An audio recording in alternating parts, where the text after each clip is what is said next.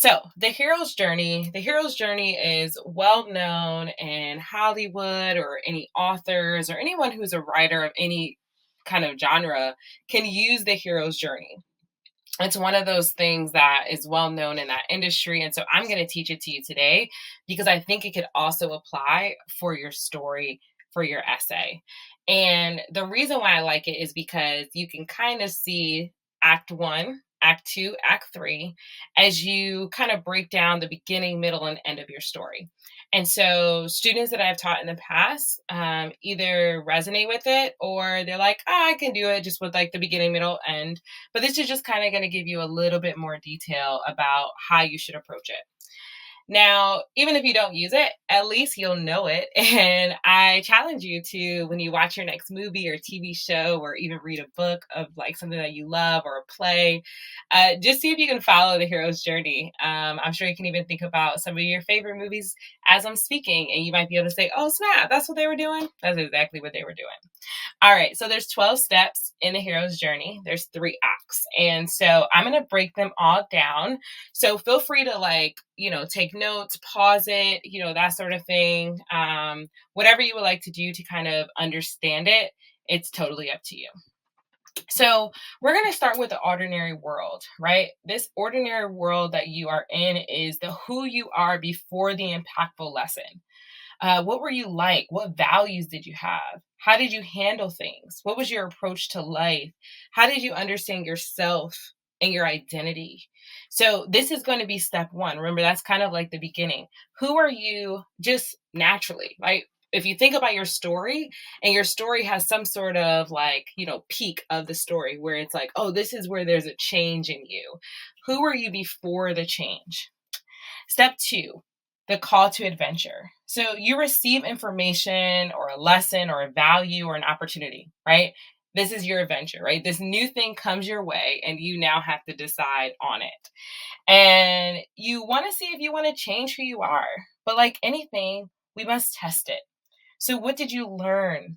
Take us into the depth of what the insight was, and let's journey to you figuring out if it had any value. So let's say my story is about me learning that, I should appreciate languages, right? I love languages. I love speaking to people from all over the world because I travel a lot.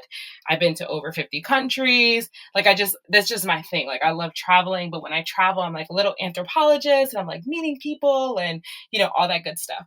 And so let's say before I kind of appreciated languages, I remember growing up and everyone was like, oh, when you travel, everyone's going to speak English. And I was like, oh, okay. Like, I remember not wanting to value languages. I spoke a little bit of Spanish at the time because my best friend was from Puerto Rico, and her mom had very limited English. And so when I would go to her house, I wanted to kind of communicate because, again, I was always chatty catty. So I was like, hey, I want to talk to her. So I would learn, words here and there. And then I would take classes in school and, et cetera. But I just didn't understand the value of learning more languages, especially because Canada's right there. Like, where I live, I was from New England.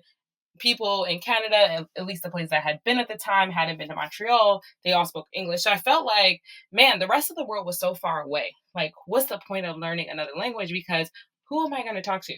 Now, I want to just kind of preface this. I'm old. Right. So Facebook didn't come out until I was in college. So this globalization and social media and connecting with other people wasn't as easy. You actually had to go somewhere in order to kind of meet these people. So I would have to talk about what was that moment that someone challenged me to say, hey, you should meet people and learn languages, because within language, you unlock culture, right? The pacing of the conversations, the nonverbals don't make sense if you don't understand what's being said. So I would have to talk about this moment that someone now challenged my belief when I was in the ordinary world that oh, you don't need to learn any other languages. Now they're challenging me, right? So that's the call to adventure. Then there's going to be the refusal of the call. So this is where you have to be vulnerable. Right? So this is where I'm asking you to go really deep. For many of us, we honestly don't ever take advice the first time. Maybe we feel insecure, inadequate. We have fear of the unknown. Maybe you go back and forth in your actions. So you might seem wishy-washy, but really you're just trying to figure it out, right? Others of you might go back and forth with your words. Hey, I want to do this. Oh, maybe not, right? So you're going back and forth. For some of you, it's not even seeing. You go back and forth in your thoughts. Maybe even for you right now, you're thinking about something that you thought you wanted to do, but you don't really know how to tell people you really don't want to do it anymore. It's the same thing. You were one way, you told people that way. You were challenged with a new way, and now you have to decide if you're going to like go with that challenge of the new way or you're going to go back to the ordinary world. But again, nothing happens very like, plainly and linear, right? Usually it's like a circle, right? You go back and forth. Like I said, it could be in action, it could be in words, it could just be in your thoughts. And so you have to take us through the journey. Even if it means like you saying like, in my mind, I just thought it was silly to spend extra money or extra time in these classes because who would I talk to? Just that alone, you understand where I am. Remember, this story is about you taking us into your shoes so that we can live it out. Right? We want to know the process. How did you think this through? This new you that we now see, which is like refined and you look all great and you got evidence because you're showing and not telling. But we know that change doesn't happen easily. If it did, trust me, there'd be a lot of people doing very different things today, right? But we know it's not. So you got to take us through that.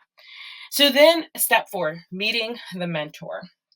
And this is like the question of who helped you on this journey. And it doesn't even have to be a who, it can be a what.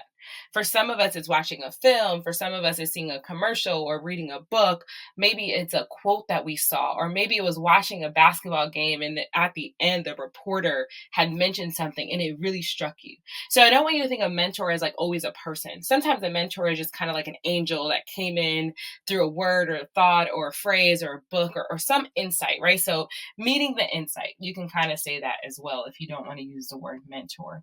So again, like I mentioned before, you're always the center. So remember, it's not about them. You have to talk about why was it important for you to get that information?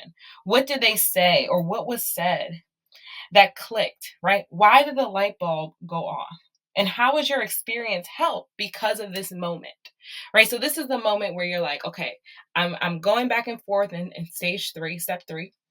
Now I get this insight, right? The light bulb goes off, but why did it finally go off, right? I remember my mom all the time. She would say, I told you that same advice. And I was like, yeah, but when you said it, I just, whatever. And then she's like, oh, so because they said it, now you listen. I'm like, absolutely. But you should be happy that I'm listening, right? So again, you meet the mentor, and those 4 steps are going to be act 1, right? This is who you are before. Now we get into act 2. So I know you might have thought like, oh, this refusal going back and forth, that's the nitty gritty. Nah, that is who you are before, because you haven't really made the change yet. You just have like turned on the light bulb, or like it kind of clicked for you. So let's go into act 2. As you see, act 2 is a little bit larger. So this is why it's going to be 50% of your story. So we're going to cross the first threshold, right? And so you finally decide to change.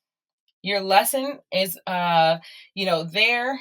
You want to incorporate into your identity, and you actually are very happy with it. But you're also probably conflicted, right? So this is kind of like more of it. So yeah, you were conflicted in like deciding to change, but now you're actually doing it. So take us through, for me, let's go back to that language. Let me take you through the first time I was immersed. I decided to go to a country and be immersed. I felt like a child. I felt like I now needed to ask for help for the first time in my life in this way. And I felt almost stupid, right? If I'm honest, and it's okay to be honest, I can say being in that class, I felt stupid.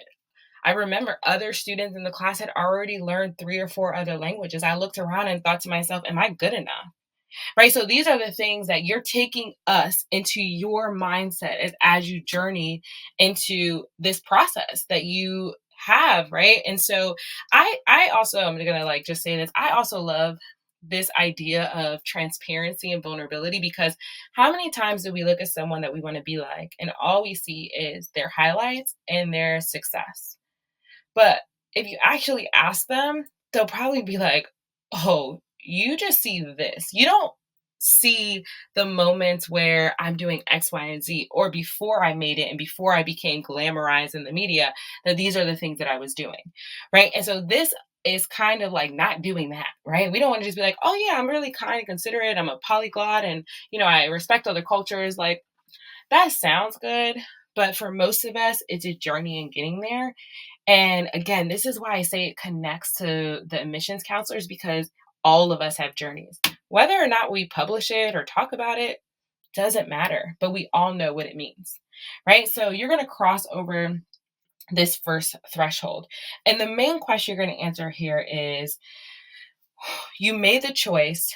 Tell us how it felt the first time you interacted with other people with this particular choice, right? That's going to be something that's super, super, super important, because stage 4 is going to be test allies and enemies.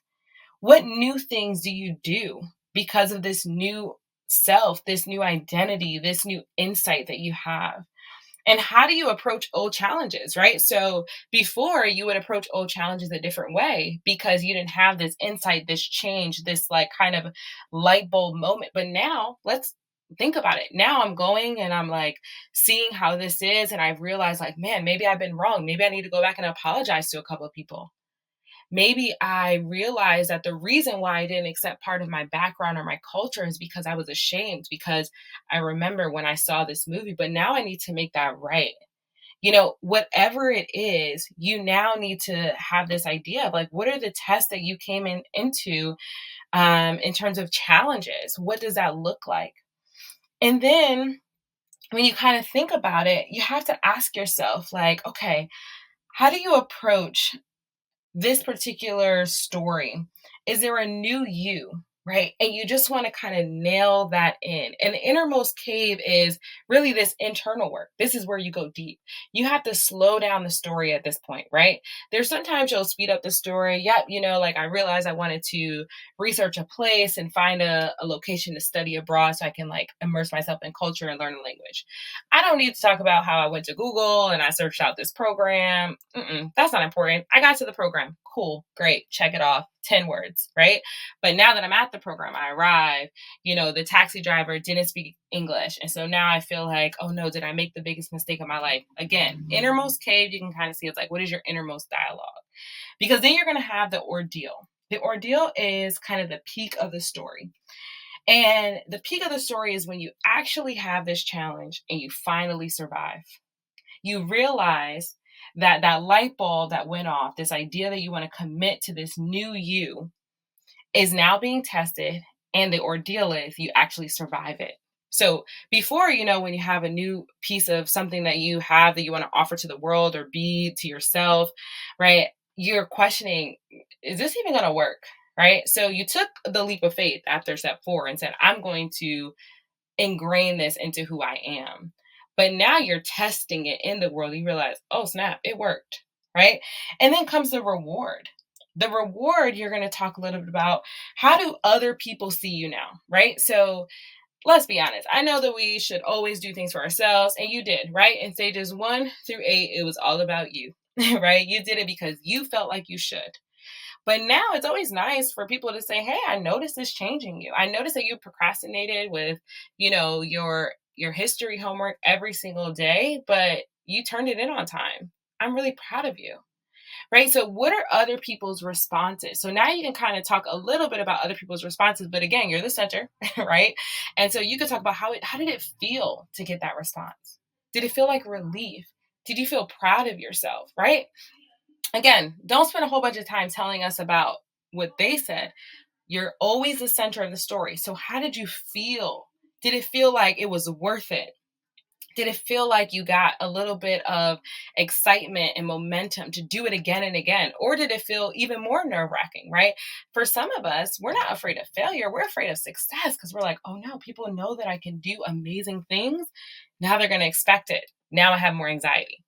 Whatever it is, it's all good. This is your story, right? And then when you think about the ending is all about how you continue to be challenged. Tell us about how you use that skill now. Talk to us about how you're going to use it on campus, right? How will people be better because you're there? So this is how you're going to wrap it up. Remember, that ending is showing us how you still incorporate that today, how it's true to who your identity is. No matter, like I said, whatever the question is, they all have this story structure ability. And then you want to talk a little bit about like your future self, why this was so important. And as you step back and you finally are reflecting on this, because you probably never reflected on this before, which is why, again, I love the story of writing the essay and the idea of this. And you should do it often. Like you should reflect on your life and say, hey, how have I changed this year? Let me record it or document it so I can be appreciative of it. Right. And so, again, this ending is all about you in the future and why you're so much better and you will be really great for their campus or just great for humanity because of you taking that leap of faith after stage 4 and saying, you know what, the light bulb has gone on and I am going to take this leap of faith with this identity piece or this like acceptance or this insight or value, or I overcame the challenge and now I'm a better person. Whatever it is, whatever your story is, you have the ability to use the hero's journey.